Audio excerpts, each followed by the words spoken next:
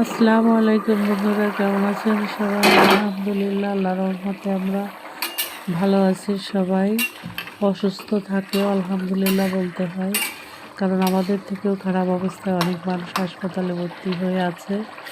সেই ক্ষেত্রে আলহামদুলিল্লাহ। এই তো রান্নাবান্না করছি, আজকে রান্না করছি পাঙ্গাস মাছ ভেজে, কুমড়ো বড়ি ভেজে, আলু ভেজে, টমেটো দিয়ে ভুনা করছি, হালকা ঝোল, আর পাশে ছোলা ভুনা করে দিচ্ছি। আর একটুখানি ডাউল চচ্চড়ি আগেই করে নিয়েছি। এই হচ্ছে আজকে আমাদের রান্না বান্না। আর গত পরশু গরুর গোশ রান্না করছিল, গরুর গোশ রান্না করছিলাম, তার কিছু আছে। এটা এইগুলো দিয়ে আমাদের খাওয়া দাওয়া হয়ে যাবে। আর বেগুন চপ এখনই ভাজবো না, ইফতারের আধা ঘন্টা আগে ভাজবো।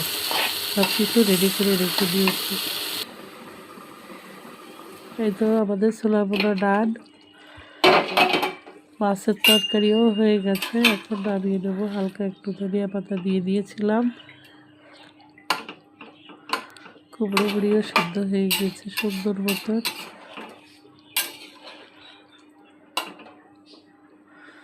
এখন নামিয়ে নেবো এবং নামিয়ে নিলাম ডাল। এই তো বন্ধুরা, ভাতও হয়ে গেছে। সবাই ভালো থাকবেন, আল্লাহ হাফেজ।